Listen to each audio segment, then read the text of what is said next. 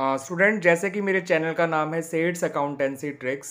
मैं हूं प्रवीण सर, और मेरा जो पर्पस है अपने इस चैनल के थ्रू आप लोगों को अकाउंटेंसी के कंसेप्ट्स को बहुत ही ज़्यादा सिंपल बना देना, ताकि आपके लिए जो अकाउंटेंसी है वो एक हार्ड सब्जेक्ट ना रहे, आपके लिए एक बड़ा ही सिंपल और अंडरस्टैंडेबल सब्जेक्ट बन जाए।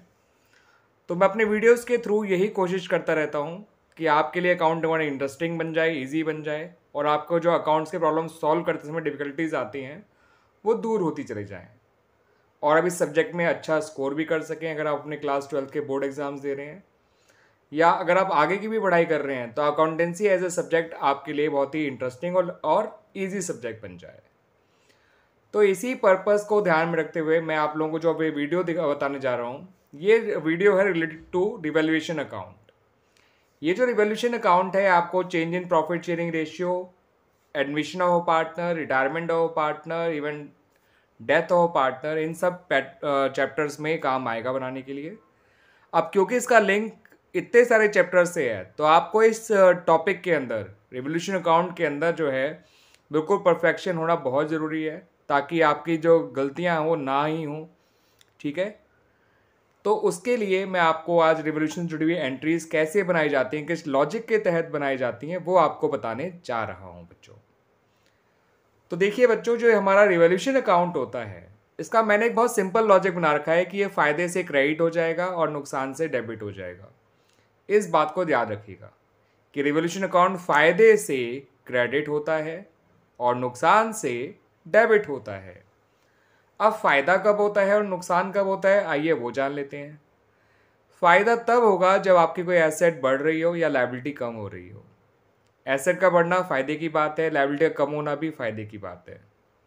यानी रिवोल्यूशन तो क्रेडिट हो जाएगा और ये एसेट और लायबिलिटी डेबिट हो जाएगी इस सिचुएशन में, जब एसेट बढ़ रही होगी और लायबिलिटी कम हो रही होगी। ठीक है बच्चों, तो asset account debit, liability account debit to revolution account, ये हो गए हमारे फ़ायदों की एंट्री। आप अलग अलग भी बना लीजिए, asset account debit to revolution account, liability account debit to revolution account. ये दोनों फ़ायदे वाले पॉइंट थे, इसलिए रिवोल्यूशन क्रेडिट हो गया। फ़ायदा क्यों हुआ? क्योंकि एसेट का बढ़ना फ़ायदा होता है, लायबिलिटी का कम होना फ़ायदा होता है। ठीक है बच्चों, अब नुकसान कब होंगे? जब हमारी एसेट कम हो जाएगी और लायबिलिटी बढ़ जाएगी। तो रिवोल्यूशन अकाउंट तो डेबिट हो जाएगा, एसेट और लायबिलिटी उस केस में क्रेडिट हो जाएंगे। तो revaluation account debit to asset account to liability account, या अलग बना लीजिएगा, revaluation account debit to asset account, revaluation account debit to liability account. ठीक है बच्चों, अगर रिवोल्यूशन क्रेडिट हो रहा है तो एसेट या लायबिलिटी जो भी है वो डेबिट हो जाएगी, रिवोल्यूशन डेबिट हो रहा है तो एसेट या लायबिलिटी जो भी है वो क्रेडिट हो जाएगी। तो आपको बस ये समझना है कि उस पॉइंट से फ़ायदा हो रहा है या उस पॉइंट से नुकसान हो रहा है। अगर उस पॉइंट में फ़ायदा हो रहा है तो हमारा रिवोल्यूशन क्रेडिट हो जाएगा और जो भी एसेट या लायबिलिटी इन्वॉल्व है वो डेबिट हो जाएगी। अगर नुकसान हो रहा है तो रिवोल्यूशन डेबिट हो जाएगा और जो भी एसेट या लायबिलिटी है वो क्रेडिट हो जाएगी। ठीक है बच्चों, आइए उसको जो मैंने अभी आपको बताया उसको कुछ 2-3 पॉइंट के तहत समझते हैं। ये पॉइंट जो हैं वो मैंने इलस्ट्रेशन नंबर 38 से लिए हैं of the book T S. Grewal, edition 2022। Chapter का नाम है retirement of a partner. It's not retirement of a partner, it is admission of a partner. Clear बच्चों? तो देखिए 3 पॉइंट्स लिए हैं मैंने। पहला पॉइंट तो ये है कि अनरिकॉर्डेड इन्वेस्टमेंट ₹50,000। तो आपको एक अनरिकॉर्डेड एसेट इन्वेस्टमेंट के बारे में पता चला जिसको आपने अभी तक रिकॉर्ड नहीं कर रखा था और आपको अब रिकॉर्ड करना है। तो ये बात फ़ायदे की है क्योंकि एक एसेट बढ़ रही है, तो रिवोल्यूशन तो क्रेडिट हो जाएगा और इन्वेस्टमेंट डेबिट हो जाएगी, क्योंकि फ़ायदा है पहले पॉइंट से। तो ये रिवोल्यूशन क्रेडिट हो गया तो अंडरस्टूड इन्वेस्टमेंट क्या हो जाएगी? डेबिट, पूरे 50,000 से। सेकेंड पॉइंट ये है कि आपकी अनरिकॉर्डेड लायबिलिटी है टुवर्ड सप्लायर, 1,500 रुपये। सप्लायर या क्रेडिटर एक ही बात है। और एक अनरिकॉर्ड लायबिलिटी का पता चलना यानी लायबिलिटी का बढ़ना, ये बात नुकसान की होती है, इसलिए रिवोल्यूशन डेबिट हो जाएगा और लायबिलिटी खुद क्रेडिट हो जाएगी। यानी एंट्री बन जाएगी revaluation account debit to creditors account, 1500। तीसरा पॉइंट ये है कि 6,000 के क्रेडिटर ऐसे हैं जो अब हमें नहीं पे करने हैं और इसलिए उनको रिटर्न बैक करना है यानी डिक्रीज करना है। लायबिलिटी कम हो जाना फ़ायदे की बात होती है, इसलिए रिवोल्यूशन तो क्रेडिट हो जाएगा और लायबिलिटी डेबिट हो जाएगी 6,000 से, यानी कि क्रेडिटर अकाउंट डेबिट हो जाएगा, रिवोल्यूशन अकाउंट क्रेडिट हो जाएगा। ठीक है बच्चों, आइए अब इनकी एंट्रीज को देख भी लेते हैं बच्चों। ये देख लीजिए बच्चों, क्लियर। अब तो क्लियर आ ही रहा होगा नज़र, ये देख लीजिए बच्चों। तो पहला पॉइंट फायदे का था इसलिए रिवोल्यूशन क्रेडिट हो गया, इन्वेस्टमेंट अकाउंट डेबिट हो गया 50,000 से। दूसरा पॉइंट नुकसान का था इसलिए रिवोल्यूशन डेबिट हो गया, क्रेडिटर अकाउंट क्रेडिट हो गया 1500 से। तीसरा पॉइंट भी फायदे का था हमारा, इसलिए रिवोल्यूशन क्रेडिट हो गया और क्रेडिटर डेबिट हो गए।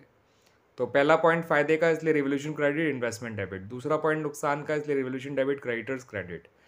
तीसरा पॉइंट फायदे का इसलिए रिवोल्यूशन क्रेडिट और क्रेडिटर्स डेबिट। ठीक है बच्चों, आइए कुछ और बातें भी समझ लेते हैं रिलेटेड टू रिवोल्यूशन अकाउंट। बच्चों रिवोल्यूशन अकाउंट में ये जो फ़र्क है इंक्रीज टू और इंक्रीज बाय का फ़र्क समझना बहुत ज़रूरी होता है। मैंने देखा है कि बच्चे आमतौर पे इसमें कंफ्यूज हो जाते हैं, वो समझ नहीं पाते कि इंक्रीज टू का क्या मतलब है और इंक्रीज बाय का क्या मतलब है। ठीक है बच्चों, तो इस बात को मैं आपको एक एग्जांपल के तहत समझाने जा रहा हूँ।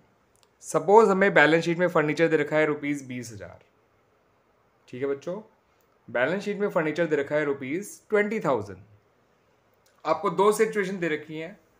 सिचुएशन 1 में क्या है, furniture is to be increase by ₹30,000 और सिचुएशन 2 में क्या है, furniture is to be increase to ₹30,000। तो देखिए बच्चों, सिचुएशन 1 में आपको फ़ायदा हुआ है, सिचुएशन 2 में भी फ़ायदा हुआ है, मगर सिचुएशन 1 में एग्जैक्टली 30,000 का फ़ायदा हुआ है। यानी अगर लिखा होता है इंक्रीज बाय 30,000 तो इसका मतलब है पूरा 30,000 का ही फ़ायदा हुआ है। इंक्रीज बाय 30,000 मतलब पूरा 30,000 का फ़ायदा हो गया। और इंक्रीज ₹2 का मतलब फ़ायदा 30 का नहीं हुआ। अब आपको यहाँ पर 30,000 जो है वो एक तरह से आपको नई वैल्यू दे रखी है कि वो बढ़कर 30,000 हो गया। ठीक है बच्चों, तो फ़ायदा कितना हुआ, 30,000 माइनस 20,000 यानी कि 10,000। तो कहने का मतलब ओवरऑल ये है मेरा बच्चों कि अगर आपको लिखा है इंक्रीज बाय 30,000 इसका मतलब पूरा 30,000 का ही फ़ायदा हुआ है। और अगर लिखा है इंक्रीज टू 30,000 इसका मतलब वो बढ़कर 30,000 हो गया है। तो पहले देखो कितना था, तो आपको यहाँ पर डिफरेंस को फ़ायदे के तौर पे लेना है। ठीक है बच्चों, यानी कि पहले 20,000 था, अब 30,000 हो गया है। इंक्रीज टू 30,000 मतलब बढ़कर 30,000 हो गया। तो 20,000 से बढ़कर 30,000 हो गया तो कितना फ़ायदा हुआ, 10,000 का। तो ऐसे में सेकंड केस में फ़ायदा केवल 10 का हुआ है, ना कि 30 का। वो अलग बात है, एंट्री दोनों ही केस में सेम बनेगी, बट पहले केस में एंट्री आएगी 30,000 रुपये से और दूसरे केस में एंट्री बनेगी 10,000 रुपये से। तो पहली एंट्री हो गई furniture account debit to revolution account 30,000, क्योंकि फ़ायदा हो रहा है तो रिवोल्यूशन क्रेडिट होना है, फर्नीचर डेबिट हो जाएगा। वो तो पहले सिचुएशन में भी और दूसरी सिचुएशन में भी। ठीक है बच्चों, लेकिन सिचुएशन 1 में 30,000 से एंट्री बनेगी और सिचुएशन 2 में 10,000 से। यही फ़र्क आ जाएगा जब लिखा हो डिक्रीज बाय और डिक्रीज टू से। ठीक है बच्चों, डिक्रीज बाय में एग्जैक्टली पता है कितना नुकसान हुआ और डिक्रीज टू में आपको कंपेयर करना होगा नई वैल्यू और पुरानी वैल्यू को और डिफरेंस को आपको डालना होगा। ठीक है ना बच्चों, एसेट के अंदर। तो बाय में एज इट इज़ लेना है, टू में डिफरेंस को लेना है। फ़ायदा होगा तो रिवोल्यूशन क्रेडिट हो जाएगा, एसेट डेबिट हो जाएगी। नुकसान होगा तो रिवोल्यूशन डेबिट हो जाएगा और एसेट क्रेडिट हो जाएगी। क्लियर है बच्चों? तो अभी इसको इतना ही रहने देते हैं इस वीडियो में। ठीक है बच्चों, और भी मैं कोई पॉइंट रिवोल्यूशन अकाउंट के आते जाएंगे तो साथ साथ बताता जाऊंगा आपको। ठीक है बच्चों, तो रिवोल्यूशन अकाउंट के पॉइंट्स ध्यान रखिएगा, जो मैं लॉजिक बताया है आपको रिवोल्यूशन बनाने का, उसको ध्यान रखिएगा। बहुत काम का लॉजिक है बच्चों ये, कभी आपको एंट्रीज बनाने में दिक्कत नहीं आएगी अगर आप इस लॉजिक को फॉलो करेंगे। लॉजिक क्या है दोबारा बता देता हूँ कि रिवोल्यूशन फ़ायदे से क्रेडिट होता है, नुकसान से डेबिट होता है। ठीक है बच्चों, और फ़ायदे कब होते हैं, जब एसेट बढ़ती है। फ़ायदे कब होते हैं, जब लायबिलिटी कम होती है। नुकसान कब होते हैं, जब लायबिलिटी बढ़ती है। नुकसान कब होते हैं, जब एसेट कम हो जाती है। तो जब फ़ायदा होगा तो रिवोल्यूशन क्रेडिट हो जाएगा, जो भी दूसरी चीज़ होगी वो डेबिट हो जाएगी या दूसरा अकाउंट इन्वॉल्व होगा। नुकसान जब होगा तो रिवोल्यूशन डेबिट हो जाएगा और जो भी दूसरा अकाउंट इन्वॉल्व है वो क्रेडिट हो जाएगा। ठीक है बच्चों, इन बातों का ध्यान रखना, आपको कोई दिक्कत नहीं आएगी रिवोल्यूशन अकाउंट बनाते समय। ठीक है बच्चों।